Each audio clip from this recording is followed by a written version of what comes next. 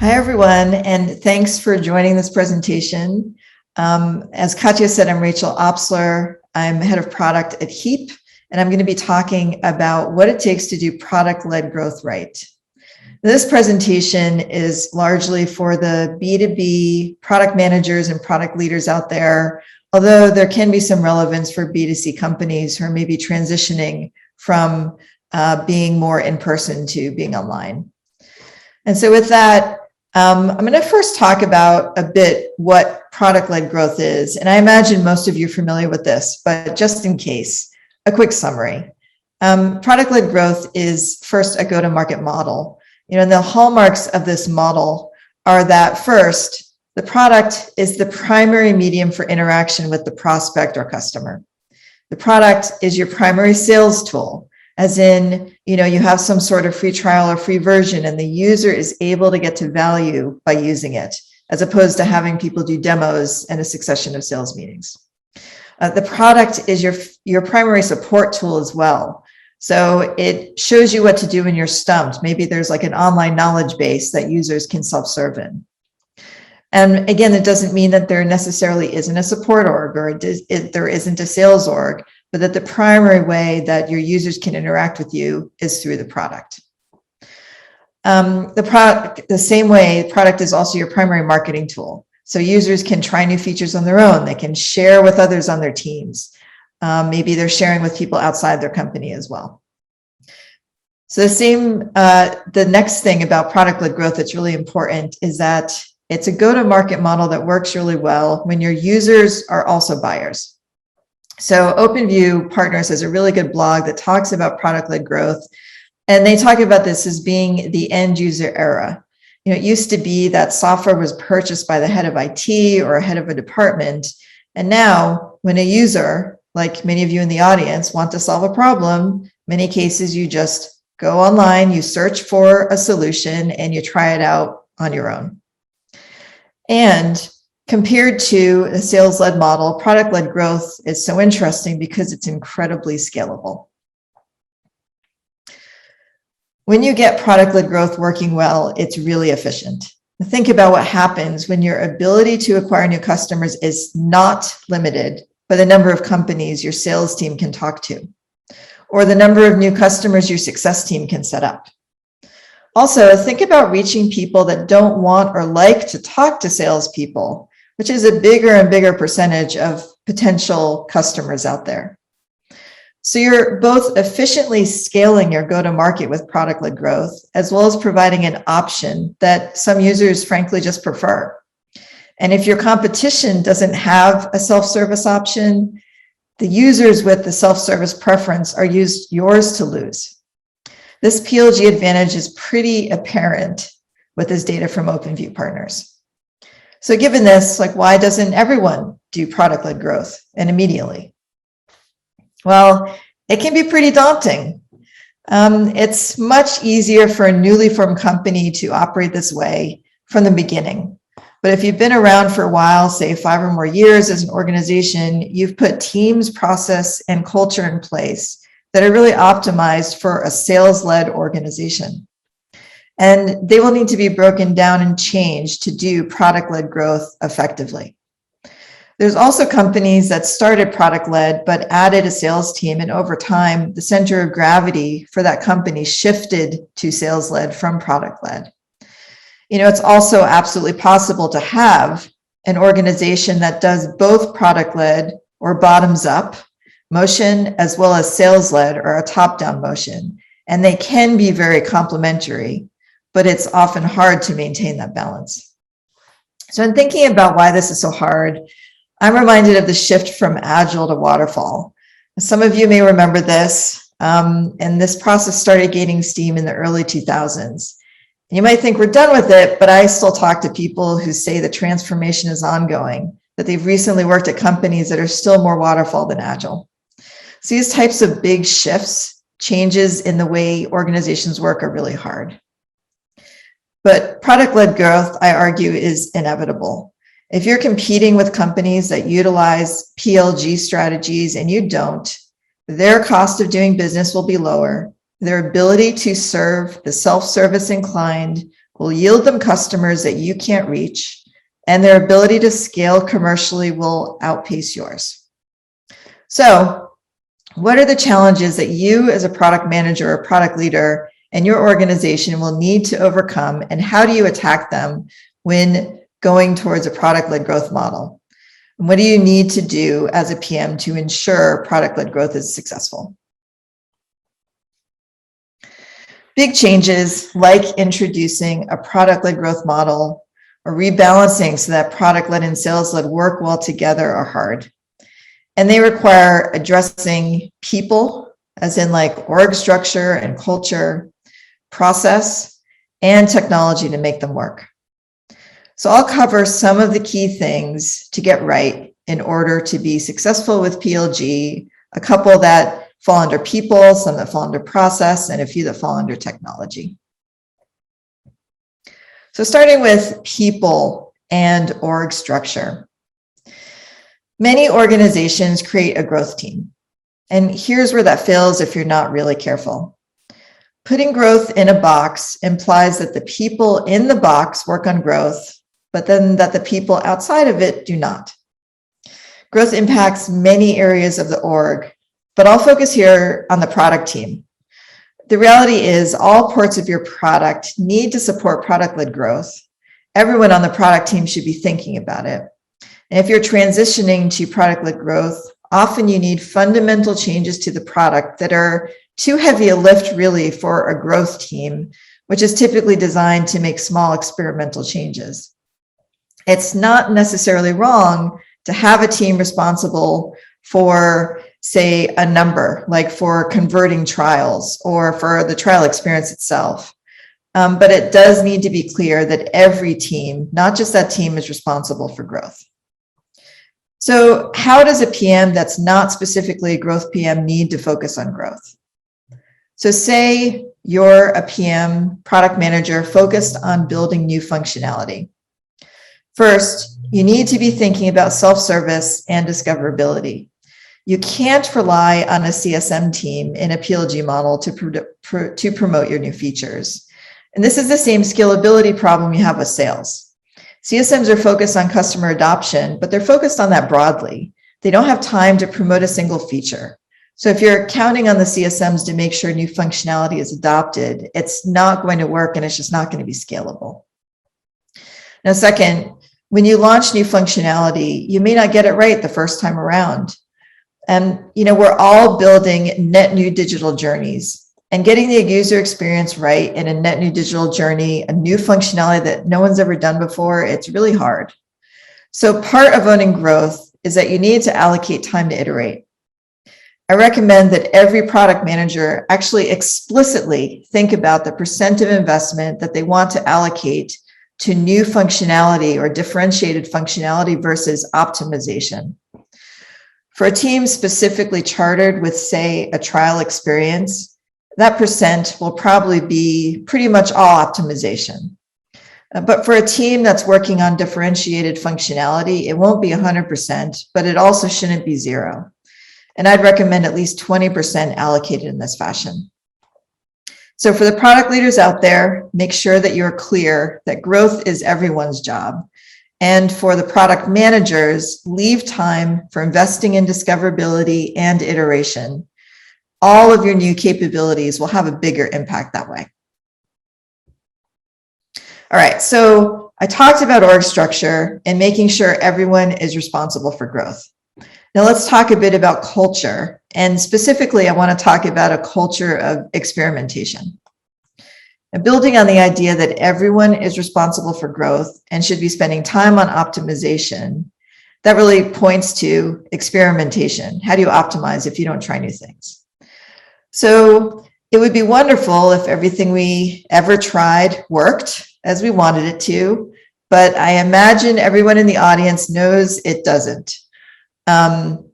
So given that, it's important to have the right environment for experimentation to really thrive. So what is the culture of experimentation? The way I define it is it's one where experiments are celebrated, whether their results indicate success or failure. What's really important with an experiment is that you measure it and you can determine if it achieved the outcome you were looking for or not. Field experiments are extremely valuable because you figure out what doesn't work and you learn from it. And also, if experiments that don't work are considered failures in the broader sense, people will be less likely to want to try big risk, big reward ideas, and that will ultimately slow progress. So as a product manager, it's important to impress this idea on the development team that a truly failed experiment is one where nothing was learned, but that we expect some experiments not to do what we expect, and that's fine. And that should be celebrated. So that leads me to talk about process and metrics. So how do you get a cross-functional team rowing in the same direction? How do you ensure that you have a successful experiment? For both of those, you need to measure. And in measuring, it's important to align around growth metrics, which are different than sales-led metrics. So just talking about the metrics involved with landing a new customer, for example, you have trial signups, trial activation, trial conversions. That's all for product-led growth, versus in a sales-led model, it's pipe. What sales pipe do you have at various sales stages? The other thing about product-led growth is you might be looking at lands as a more important measure versus total dollars, and velocity being more important than the size of a deal. So why is velocity in lands more important than total dollars? So let's say that you have both a bottoms-up PLG motion and a top-down sales model. So they work together. And frankly, most companies that do PLG well, they do have both. So when a salesperson is selling top-down into an enterprise, the best reference for the product is when there are already several groups across the organization using it. So if your bottoms-up motion is working well, it makes it much easier for the salesperson to come along later and sell a bigger deal higher up in the organization. Sometimes if PLG works well enough, it becomes so easy that a central buyer will come to you wanting to consolidate accounts, seeing that there's a bunch of usage of your product within the organization, and they may even want to roll out more broadly across the organization. That's really the dream of product-led growth, that it's grassroots adoption of your product that ultimately leads to broad adoption across the larger organization. So I talked about aligning around the right metrics and how bottoms-up or product-led and top-down or sales-led models can support each other. But sometimes there's friction between those two models. And I've talked to lots of product leaders that have experienced this. And this happens especially when you're making a transition to being more product-led. No one wants to give up in sales a potential lead that could help an individual sales rep that is trying to make their quota. So if you're seeing this friction for your fledgling PLG team, there are a couple things to do. One is just continue to remind the team that the customer is actually in charge, and that statistically, the majority of people don't want to talk to sales. They want to try things on their own. So it's totally fine to reach out as a salesperson and offer assistance. And if the potential customer wants it, they'll ask. In this end user error that I talked about earlier, that user will be more likely to respond once they've actually realized value by using the product. They know that they want it. They know that they like it. They'll be more open to a conversation. So it actually benefits sales to let the customer find that value on their own. Second, one easy way to avoid friction with the sales team, at least for a period of time, is just to pay your sales team a commission on self-serve purchase. There's no work needed from them, and that removes all that friction in the pipe. And maybe that's something that changes over time, but if you're trying to get something off the ground, this is a good way to do it. And then lastly, use the product usage information that you have to provide better leads to sales. So shift the focus on that initial land, maybe to an expand. Expansion deals typically convert at much higher rates and with lower effort. So that changes the job of sales, and actually for the better. It makes them more effective. All right, so we talked about people, we talked a bit about process. Let's switch to technology. Now, this one is probably the most obvious, that you need to support easy self-service if you want to have a product-led growth motion. And this goes for everything from signing up for a trial to activating the product, getting to value, and self-service payment. So your product stack has to make it possible for the users to discover value and pay. And sometimes this is hard for a sales-led organization to wrap their heads around. One example of this is I've had multiple people ask me about demo accounts. And when the product-led growth team would work on demo accounts or, demos like sandboxes. Now, using a demo account actually violates a pretty key principle of product-led growth that I mentioned earlier, that the user can get to value on their own. There's no way for a user to get to value from using a demo account. They certainly can see or understand how theoretically the product could work for them. But to get to real value, so let's take a quick example of like an analytics tool. Say they get an actionable insight that they can do something with. The only way to get that value is looking at their own data, not data from a sandbox. So lastly, talking about the tech stack, and okay, this is a different type of stack, but let's talk tech stack more broadly. We're still in very early days for PLG, but I'll pose the question as to whether your existing sales-led tech stack will work for PLG or not. So just one example, traditional marketing analytics tools focused on how much content is visited and used. So, there's a blog. Which blog is the most popular? How many people are visiting our blogs? But with PLG, it doesn't actually really matter which piece of content gets the most views. What matters more is which content usage correlates with, say, trial starts and trial conversions. What of that content is actually driving the behavior that you ultimately want to see? To follow on that, in the world of product-led growth, knowing what a user does is a lot more valuable than knowing their, say, demographics. Their product usage tells you whether they are likely or not to convert, to expand. And just as a last example, traditional and more generic email drip campaigns are often useless in a world of PLG. They should really be topical messages based on what the user is doing, like what stage they are in the trial, maybe where they get stuck, and they should be encouraging. So in this world of product-led growth, behavioral analytics, i.e. what the user does, is king. Now there's plenty of other examples of changes to your tech stack that you'll likely need when adopting PLG strategies, like your billing system has to work for that.